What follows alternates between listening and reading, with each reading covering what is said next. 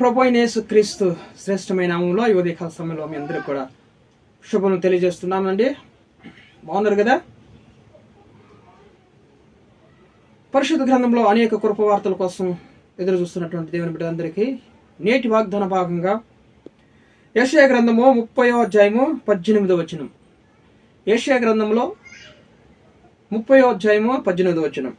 కావున మీ యందు దయ చూపవలెనని యెహోవా ఆలస్యం చేయుచున్నాడు, మిమ్మును కరుణింపవలనని ఆయన నిలువబడి ఉన్నాడు.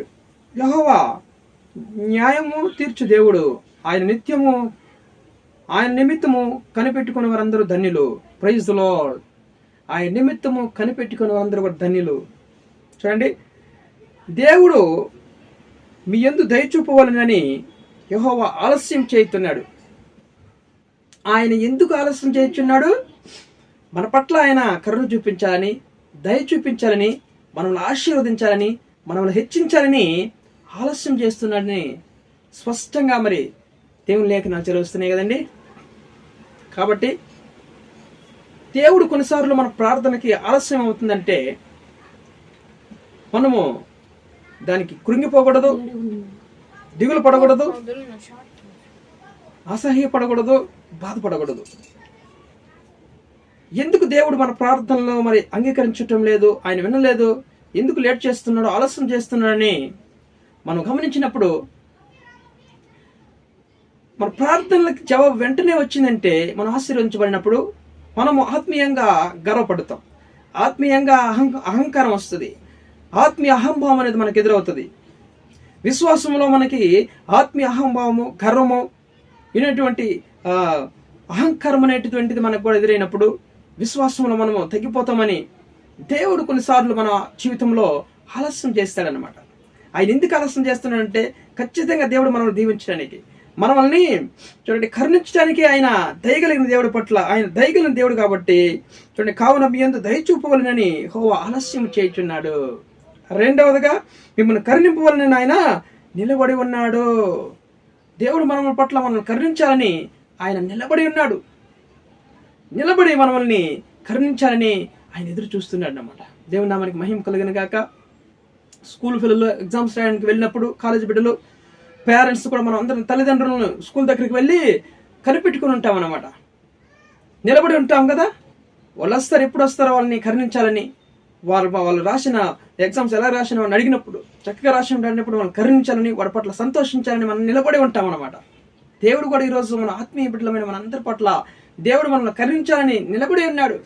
ఆలస్యం చేస్తున్నాడు. ఆయన దీవించలేదు నన్ను దేవుడు బాధపడద్దు, ఖచ్చితంగా దేవుడు నిన్ను కరుణించి నిన్ను దీవిస్తాను అంటున్నాడు. ప్రతి ఒక్కరూ కూడా ఈ వాగ్దానం ఎత్తి పట్టుకొని మనం ప్రార్థిస్తుంటుండగా దేవుడు మన పట్ల, మన కుటుంబాల పట్ల, మన పిల్లల పట్ల కరుణించును గాక. అంతేకాకుండా మన పట్ల దేవుడు దయ చూపించును గాక. హల్లెలూయా. కాబట్టి ఆలస్యం చేయుచున్నాడు అంటే అది అద్భుతమే, అది అద్భుతం జరగాలని మన జీవితంలో.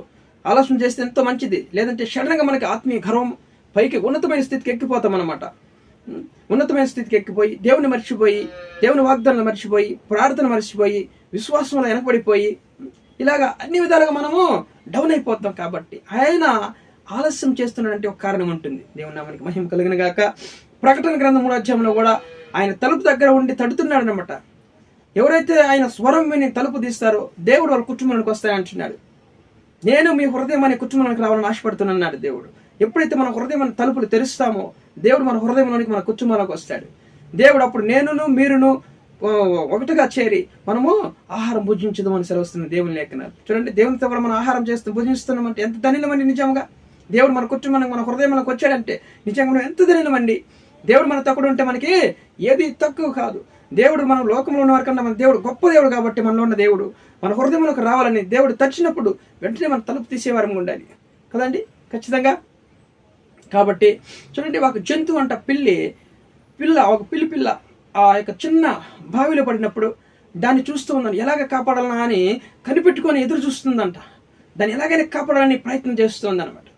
చూసాడా, ఒక జంతువు ఆ పిల్లిని ఎలాగైనా కాపాడుకోవాలి, రక్షించుకోవాలి, పైకి తీసుకోవాలని ఎలాగైతే కరుణ చూపిస్తుందో దాని బిడ్డ పట్ల, ఆత్మీయమైన మన పట్ల కూడా దేవుడు మనల్ని అనేకమైనటువంటి శ్రమల గుండా మరి పడిపోయినప్పుడు దేవుడు లేవనెత్తాడు.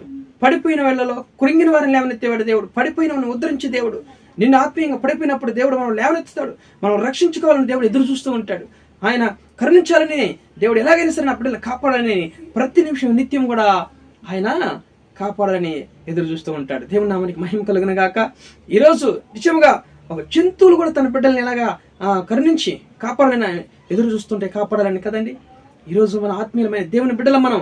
ఆయన ఎన్నో మొక్కు కన్న బిడ్డలం కాబట్టి మనం విడిచిపెడతాడు దేవుడు. నిత్యంగా మనం కరుణించాలని, దయ చూపించాలని ఆలస్యం చేస్తున్నాడండి. నిజముగా కృంగిపోవద్దు, బాధపడద్దు, దిగులు పడద్దు. ఈ వాగ్దానం ఎత్తి ప్రార్థించండి. దేవుడు మన పట్ల కరుణ చూపించును గాక. మన కుటుంబాల పట్ల, మన బిడ్డల పట్ల దేవుడు దయ చూపించును గాక. హల్లెలూయా. ప్రార్థన చేసుకుందాం. ప్రేమ కలిగినటువంటి మా ప్రియ పరలోకపు తండ్రి, ఉదయకాల సమయంలో ప్రేమించి మంచి వాగ్దానం అయా మాకు ఇచ్చిన నాయన ప్రవేశ గ్రంథంలో నుంచి నాయన కావున మీ యందు దయ చూపించవాలని యెహోవా ఆలస్యం చేయుచున్నాడని సెలవిస్తున్నాం లేఖనాలు. మిమ్మల్ని కరుణింపవాలని ఆయన నిలబడి ఉన్నాడు అని సెలవిస్తున్నాయి. ప్రభువా నిజంగా మమ్మల్ని కరుణించాలని నిలబడి ఉన్నావు. మమ్మల్ని దయ చూపించాలని మా పట్ల ఆలస్యం చేస్తున్న తండ్రి, ఎవరైతే ఉద్యోగం లేక నాయన ప్రభువా అయా ప్రభు ఎదురు చూస్తున్నారు వారికి నాయన కృప చూపించండి. మీరు దయ చూపించండి ప్రభు నాయన. ఎవరికైతే వివాహం కాకుండా బాధపడుతున్నారు ప్రభు, వాళ్ళ పట్ల దయ చూపించండి. మంచి వివాహం సమకూర్చండి. ఎవరికైతే గర్భఫలం లేక బాధపడుతున్నారు యేసయ్యా మీరు దయ చూపించండి. అయా యెహోవా గర్భఫలం ఇచ్చే దేవుడిని సెలవుస్తున్నాం లేఖనాలు ప్రభు, మీరు బహుమానంగా ఇవ్వండి ప్రభు. దయ చూపించండి ప్రభు వాళ్ళ పట్ల నాయన. ఎవరైతే రోగములతో బాధపడుతున్నారో, హాస్పిటల్ అడ్మిట్ అయినారు, వాళ్ళందరినీ కూడా మీ వాక్కును పంపించి స్వస్థపరచండి. వాళ్ళ పట్ల కరుణించిన ఆయన, దయ చూపించిన ఆయన ప్రభు. ఈ వాగ్దానం నెరవేర్చిన ఆయన ఈ రోజు వాగ్దానం ప్రయాణం చేస్తున్న బిడ్డలందరినీ కూడా కాపాడండి. ప్రతి విధమైన యాక్సిడెంట్స్ తప్పించి కరుణించండి. దయ చూపించి ప్రభావాల పట్ల నాయన మీ సన్నిధి వాళ్ళతో కూడా రావాలి. వెడ్డింగ్ డే యానివర్సరీ జరుపుకున్న బిడ్డలకి ప్రభా మరి యొక్క జీవకరిటి మన గురించి సహాయం చేయండి. వాళ్ళకి తోడు నీడగా ఉండండి, సహాయం చేయండి. కుటుంబాల తోడు నీడగా సహాయం చేయండి. జగడంలో అరుపులు, అల్లరి అవన్నీ కూడా తొలగించి ఆశీర్వాదము, ఆత్మకార్యాలు కుటుంబంలో జరుగులాగన సమాధానం, ఐక్యత కలిగించి మీ బిడ్డలు కాపాడండి తండ్రి. అయా ఉద్యోగస్తులు, వ్యాపారస్తులు, రైతులు మీరు దీవించి ఆశీర్వించండి. ప్రభాకరణ చూపించండి. ప్రతి ఒక్క సేవకుల్ని, అందరిని సంఘాలను దీవించి ఆశీర్వించి మీరు తోడు నీడిగా ఉండి ఆయన కాపాడమని నజరేయుడు సజరుని యేసు క్రీస్తు జీవం కలిగిన నామములో ఈ ప్రార్థన అడిగి వేడుకొని పొంది ఉన్న పరలోకపు తండ్రి. ఆమేన్, ఆమేన్.